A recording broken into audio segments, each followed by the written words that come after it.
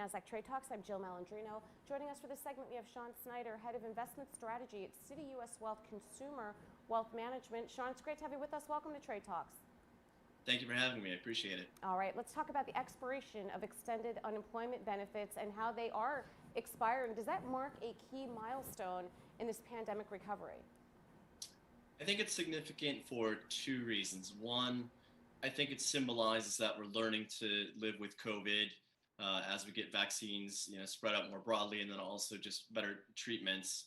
But I also think it symbolizes the normalization of the economy. We had a period of severe lockdowns in early 2020. We've since been able to reopen large swaths of the economy, if not everything. And I think it's very important. And aside from the economy normalizing, we're also seeing a normalization in policy. So not just Federal Reserve, but also fiscal policy.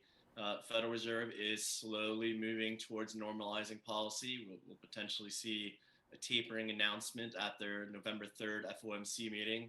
And then when you talk about fiscal policy, actually these COVID funds, some of them went unspent, and they're actually being redirected towards the infrastructure spending that we're talking about now. So we are seeing kind of an end of an era in some ways. Why do you think investors' concerns about a market correction should be mitigated by recent market performance? In other words, what are investors not seeing despite this recent bout of volatility? Well, I think we went such a long period without having a lot of volatility. So to see this choppiness may feel a bit uncomfortable, but it's not really unusual. So since 2009, we've actually had 7 intra-year declines of over 10%, but only 2 years that posted negative annual returns. So intra-year corrections tell us very little about how the year will end. And then in those years where we experience these intra-year declines of 10% or more, the average return of the S&P 500 was actually 8%. So even though we have a 5% official pullback in the S&P 500 in this September slump, let's not forget the index is up almost 13, 14, 15% year to date. We have to keep it into perspective that we had a very strong run, and I think sometimes investors lose sight of that. Right, I think it's a great point that you make. So Shawn, with this backdrop, what is Citi telling clients this week, and which sectors are you watching today, and how are you recommending investors be positioned into the end of the year? Well, we expect volatility to remain elevated in the near term. There are a lot of things to sort of get past. I think the most immediate thing that we need to see resolved is the debt ceiling debate. We have sort of a hard deadline of October 18th, which is when Treasury Secretary Janet Yellen said that the Treasury will begin to run out of funds.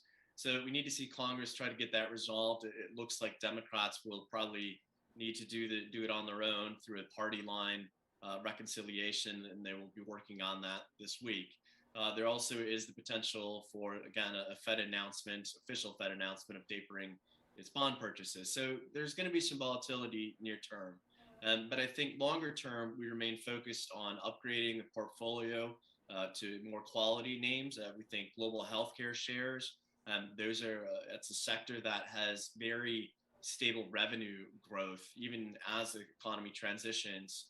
And then also we like dividend growers, again, very strong earnings growth. So we're focusing on sectors of the market that tend to have strong, stable revenue growth as the economy matures into more of a mid-cycle phase. All right, Shawn, appreciate the insight. Thanks for joining us on Trade Talks. I'm Jill Malandrino, Global Markets Reporter at Nasdaq.